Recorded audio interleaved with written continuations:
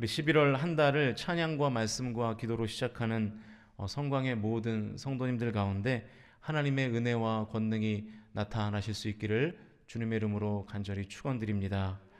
우리 옆에 분들과 한번 인사하시죠. 11월 한 달도 승리합시다. 한번 인사하시길 바랍니다. 11월 한 달도 승리합시다. 승리하는 한 달이 되실 줄로 믿습니다. 여러분, 이렇게 장로님들이 딱 그냥 9분이 탁 나와서 특송을 하시니까 든든하시죠? 너무 보기가 좋은 것 같아요. 가끔 써먹자고요. 제가 선임 장로님하고 어제 여러 장로님과 같이 얘기하면서 가끔 좀 서셨으면 좋겠다, 그런 말씀 드렸는데, 뭐 청년들 같으세요, 그냥 장로님들이. 얼마나 감사한지 모르겠습니다. 근데 이진구 장로님은 그 악보를 이렇게 드셔가지고 얼굴이 지금 하나도 안 나오셔가지고, 성가대 대장이신데 내리고 하시는 훈련이 아직 덜 되신 것 같아요. 네. 잘생긴 얼굴이 안 나와서 제가 너무 안타까워서 반박 얼굴 눈만 나왔습니다, 장로님. 그래서 다음번에는 잘 내리고 하시면 좋겠습니다. 오늘 주시는 말씀으로 우리 성도님들 한 달을 믿음으로 사실 수 있기를 축복합니다. 오늘도 습관의 법칙 시리즈 4번째인데요. 이 습관의 법칙은 무슨 습관을 가질 것인가에 대한 메시지는 아니고요. 어떻게 유익한 영적 습관을 가질 것인가에 관한 내용이라고 제가 이 시리즈를 설교할 때마다 반복적으로 말씀드리고 있습니다. 그래서 what이 아니라 how에 관한 말씀이다. 그래서 첫 번째 시간에는 지식의 세례를 받아야 된다 그랬고, 말씀으로 생각하는 훈련을 해야 유익한 영적 습관이 생기는 것이죠. 여러분, 우리가 예배를 드려도 우리의 삶 가운데 하나님의 말씀으로 어떤 사물을 바라보고 하나님의 말씀으로 어떤 현상을 바라보기를 훈련하지 않으면 우리의 신앙이 아무런 소용이 없는 것이죠. 그래서 말씀의 시각으로 판단하고 말씀의 시각으로 생각하는 훈련이 반드시 필요합니다. 두 번째는 이제 행동인데요. 그래서 이 명사형 믿음이 아니라 동사형 믿음을 가져야 된다, 이렇게 말씀을 드렸죠. 지난 10월에는 세 번째 시간으로 내 삶의 기적을 배달하는 방법이라는 제목으로 새롭게 생긴 습관을 반복해야 그 반복이 기적을 내 삶 가운데 전달하게 된다라는 말씀을 드렸습니다. 새롭게 생긴 습관을 반복하면 삶의 기적이 이제 임하는 것이죠. 오늘은 이제 그 습관의 법칙 4번째 시간입니다. 복사하고 붙여넣기라는 제목으로 말씀을 나누겠습니다. 오늘 본문은 엘리야와 엘리사, 더 정확하게 말하면 그 엘리사 중심의 스토리입니다. 엘리사는 엘리야에게 갑절의 영감을 받아서 이 선지자로서의 사명을 잘 감당한 사람이었죠. 엘리사는 엘리야를 열왕기상 19장에서 처음 만나게 되죠. 그 장면을 확인해 보시죠. 열왕기상 19장 19절과 20절 말씀인데요. 우리 같이 읽겠습니다. 시작. 엘리야가 거기서 떠나 사밧의 아들 엘리사를 만나니 그가 12 겨릿소를 앞세우고 밭을 가는데 자기는 12째 겨릿소와 함께 있더라. 엘리야가 그리로 건너가서 겉옷을 그의 위에 던졌더니 그가 소를 버리고 엘리야에게로 달려가서 이르되 청하건대 나를 내 부모와 입맞추게 하소서. 그리한 후에 내가 당신을 따르리이다. 엘리야가 그에게 이르되 돌아가라. 내가 내게 어떻게 행하였느냐 하니라. 정말 말 그대로 이 엘리야의 옷깃이 엘리사를 스쳤는데 이 엘리사가 엘리야의 범상치 않음을 느낀 거예요. 그래서 소를 버리고 엘리야를 따르겠다, 이렇게 말하고 있는 것입니다. 그때부터 엘리사는 엘리야를 졸졸 따라다니기 시작하죠. 엘리야는 엘리사를 그런데 계속 또 거부하는 거예요. 그러나 엘리사는 절대로 엘리야 따라다니기를 포기하지 않죠. 그 열왕기상 19장 21절에 의하면 엘리사는 엘리야의 수종 노릇을 자처했고, 오늘 본문이 기록된 열왕기하 2장을 보면 길갈, 베델, 여리고, 요단까지 엘리야가 가는 모든 곳을 엘리사가 다 따라다닙니다. 열왕기하 2장 2절 말씀을 보시죠. 2절 읽겠습니다. 시작. 엘리야가 엘리사에게 이르되 청하건대 너는 여기 머물라 여호와께서 나를 베델로 보내시느니라 하니 엘리사가 이르되 여호와께서 살아계심과 당신의 영혼이 살아있음을 두고 맹세하노니 내가 당신을 떠나지 아니하겠나이다 하는지라. 이에 두 사람이 베델로 내려가니. 엘리야가 엘리사에게 말하는 거예요. 너는 여기 있어. 나 따라오지 마. 라고 하니까 엘리사가 하나님께 맹세까지 하면서 나는 당신을 절대로 떠나지 않겠습니다. 라고 말하는 것이죠. 결국 두 사람이 베델을 같이 갑니다. 똑같은 상황이 4절에서도 반복되고 6절에서도 발생하면서 결국 엘리사는 베델뿐만 아니라 여리고 요단까지 엘리야와 동행하게 되죠. 그리고 결국 요단에서 엘리사 인생에서 결정적인 일이 일어나는 거예요. 8절 말씀인데요. 같이 읽겠습니다. 시작. 엘리야가 겉옷을 가지고 말아 물을 치매 물이 이리저리 갈라지고 두 사람이 마른 땅 위로 건너더라. 엘리야가 입던 겉옷을 가지고 요단강을 갈랐거든요. 그래서 두 사람이 마른 땅을 건너갔어요. 기적이 일어난 거죠. 그 후에 엘리야가 엘리사에게 항복을 선언해요. 내가 졌다. 너 나한테 원하는 것이 대체 뭐냐? 이렇게 물어보는 거예요. 그때 엘리사가 엘리야에게 여러분이 아주 잘 아는 그 말을 하는 거죠. 9절인데요. 같이 읽어봅니다. 시작. 건너매 엘리야가 엘리사에게 이르되 나를 내게서 데려감을 당하기 전에 내가 내게 어떻게 할지를 구하라. 엘리사가 이르되 당신의 성령이 하시는 역사가 갑절이나 내게 있게 하소서 하는지라. 엘리사가 엘리야에게 갑절의 영감을 구하는 장면입니다. 그런데 그 다음 절을 보면 엘리야가 그 엘리사의 요구를 난감해해요. 10절 말씀입니다. 시작. 이르되 내가 어려운 일을 구하는도다. 그러나 나를 내게서 데려가시는 것을 내가 보면 그 일이 내게 이루어지려니와 그렇지 아니하면 이루어지지 아니하리라 하고, 어려운 일을 구한다고 말하면서 그러나 내가 하늘로 승천하는 것을 엘리사 네가 네 눈으로 보면 그 일이 이루어질 것이다. 그런데 엘리사가 그 장면을 목격하는 거예요. 엘리야가 승천하는 장면을 보면 이 갑절의 영감이 생길 것이라고 하는 그 말을 들었으니까 이제 엘리사가 궁금할 거 아니겠어요? 승천하는 모습을 봤으니까 이제 기적을 테스트해보고 싶은 거예요. 그 내용이 오늘 본문이에요. 13절과 14절인데 같이 한번 읽어보겠습니다. 시작. 엘리야의 몸에서 떨어진 겉옷을 주워가지고 돌아와서 요단 언덕에 서서 엘리야의 몸에서 떨어진 그의 겉옷을 가지고 물을 치며 이르되 엘리야의 하나님 여호와는 어디 계시나이까 하고 그도 물을 치매 물이 이리저리 갈라지고 엘리사가 건너니라. 기적이 일어났습니까? 안 일어났습니까? 일어났습니다. 물이 갈라졌어요. 그런데 여러분 여기가 굉장히 중요한데요. 엘리사가 물이 갈라지는 기적을 일으킬 때 엘리야와 똑같이 했습니까? 아니면 엘리야와 전혀 다르게 했습니까? 똑같이 했어요. 엘리야가 8절에서 행동했던 것처럼 겉옷을 가지고 물을 치니까 요단이 갈라진 거예요. 엘리야가 한 대로 엘리사가 똑같이 따라한 것입니다. 복사해서 붙여넣기 한 거예요. 그 뒤로 엘리사는 위대한 선지자의 반열에 오르게 됩니다. 여러분 엘리사가 엘리야에게 갑절의 물론 하나님 주신 거지만 어쨌든 엘리야에게 갑절의 영감을 받을 수 있었던 이유가 뭐죠? 두 가지예요. 첫 번째는 엘리야가 갑절의 영감을 가지고 있었기 때문이에요. 엘리야가 영감이 없으면 어떻게 엘리사에게 그 영감을 전달해 주겠어요? 못 받죠. 두 번째 이유는 엘리사가 엘리야를 졸졸 따라다녔기 때문이에요.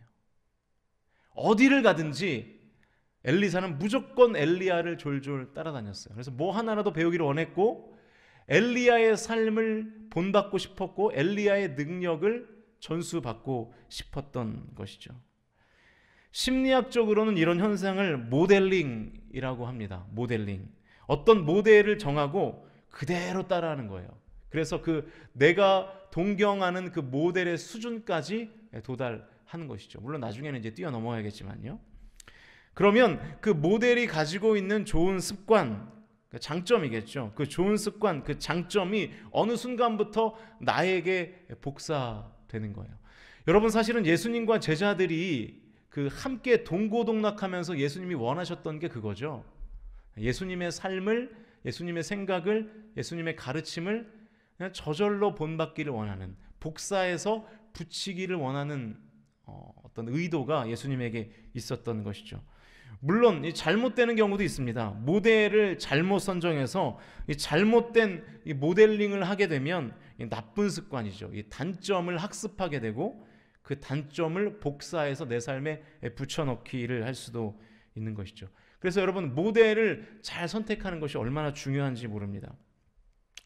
제가 이제 그 아들이 너무 귀여우니까 제가 이한이 볼을 이렇게 막 잡으면서 아이 귀여운 새끼, 아이 귀여운 새끼, 제가 막 이런 말을 자주 반복했거든요. 근데 어느 날 제가 침대에 누워 있는데 이한이가 저에게 와서 볼을 막 비비면서 이 새끼, 이 새끼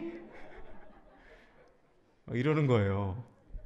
제가 기겁을 해가지고 다시는 이런 말을 쓰면 안 되겠다 다짐을 했습니다. 그러니까 모델이 이렇게 잘못되면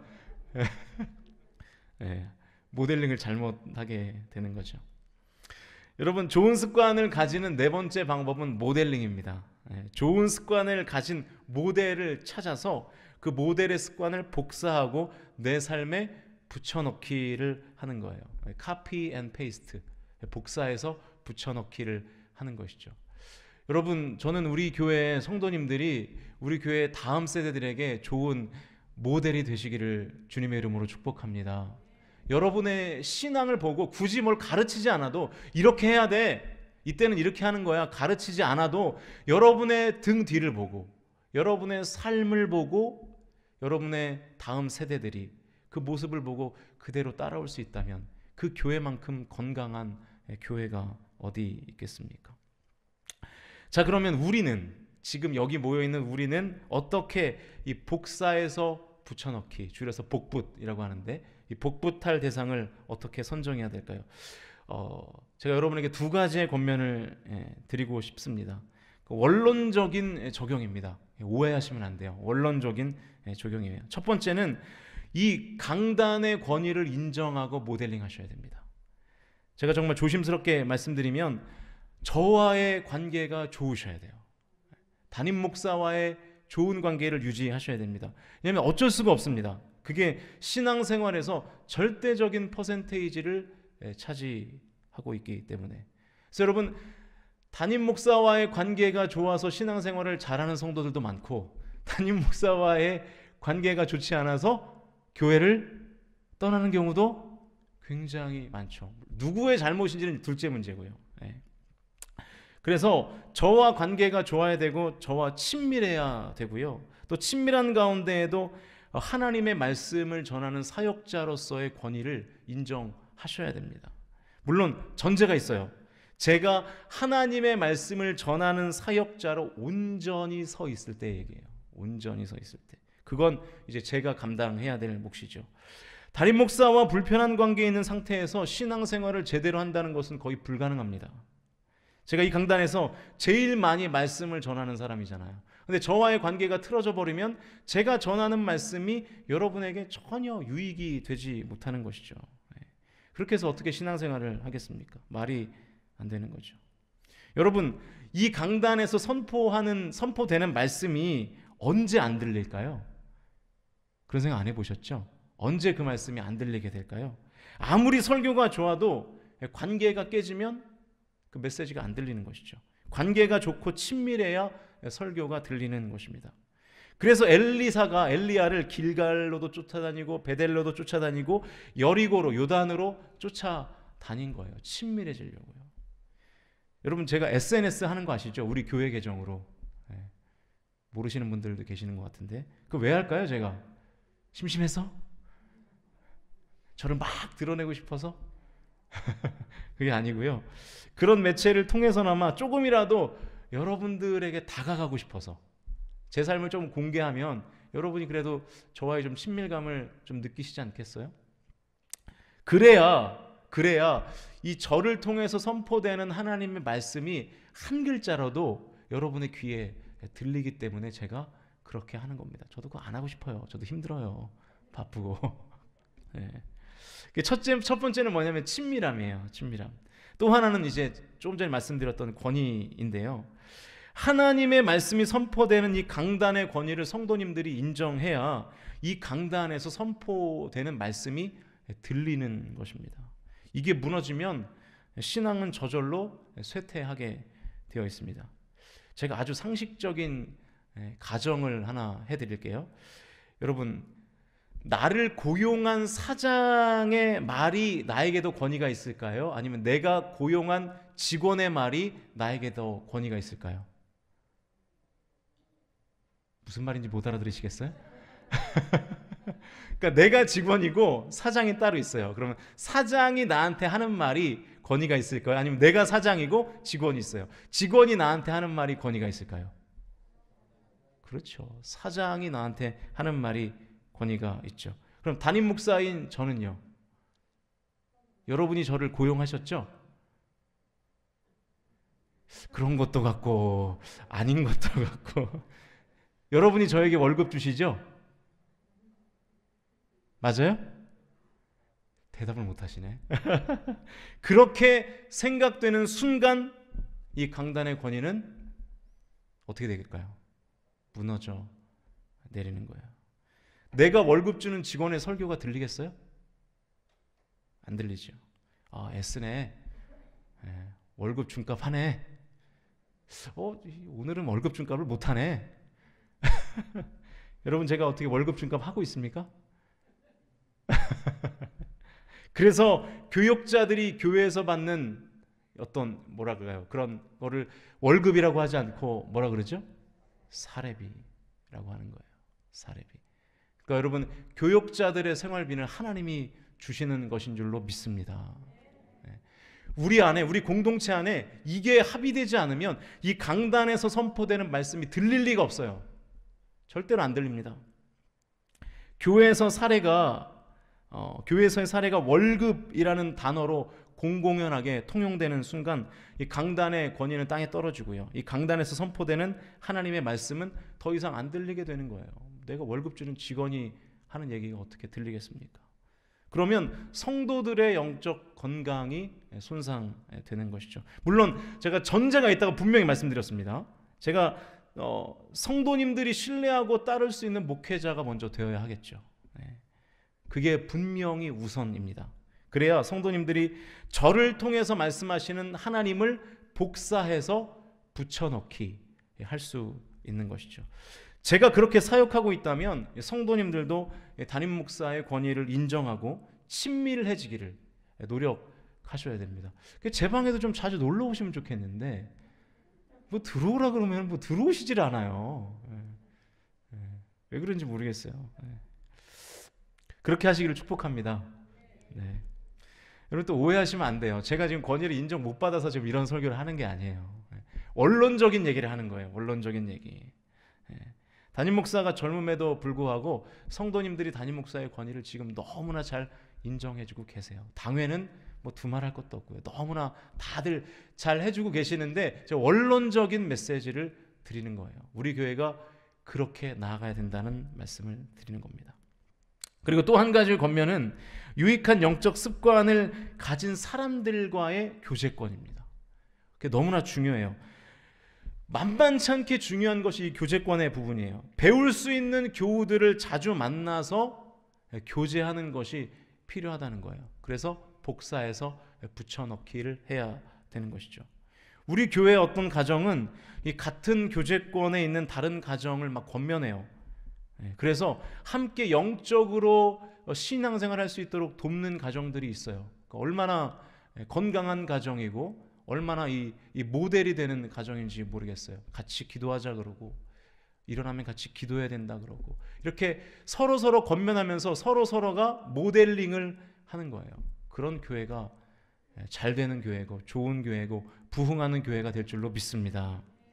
그런 교제권이 없으면 평생 신앙생활에도요 그런 습관이 길러지지가 않는 것이죠. 그렇게 권면하고 또 권면을 받고 서로가 서로를 모델링하는 그런 선한 영향력을 주고받는 공동체가 되어야 할 줄로 믿습니다. 여러분, 이 거룩과 경건을 방해하는 모임은 다 끊어버리십시오.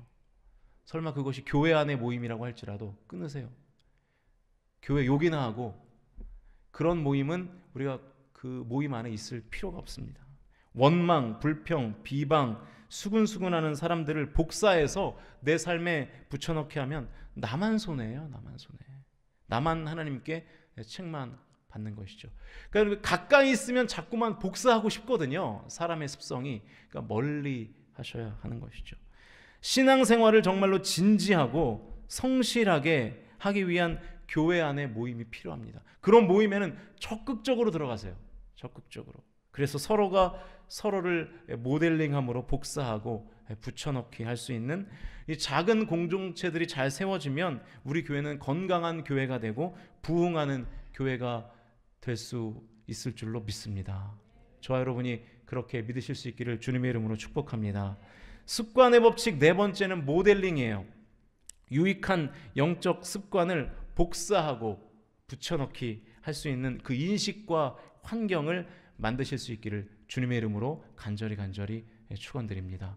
그리고 다시 한번 부탁드립니다. 여러분이 모델이 되십시오. 그래서 여러분의 후배들에게 내가 말로는 나를 본받아 라고 할 필요도 없어요. 다만 나의 신앙생활을 보고 나의 삶을 보고 내 후배들이 신앙생활은 저렇게 하는 것이구나. 예배는 저렇게 드리는 것이구나. 말씀 묵상은 저렇게 하는 것이구나. 영적 권위는 저렇게 세워지는 것이구나 라고 하는 것들이 후배들에게 느껴져야 됩니다. 그게 신앙의 전수인 것이죠. 우리 교회가 믿음의 선배들이 믿음의 다음 세대들에게 모델이 되어서 그 신앙이 잘 전달되는 교회가 될 수 있기를 주님의 이름으로 간절히 축원드립니다. 기도하겠습니다.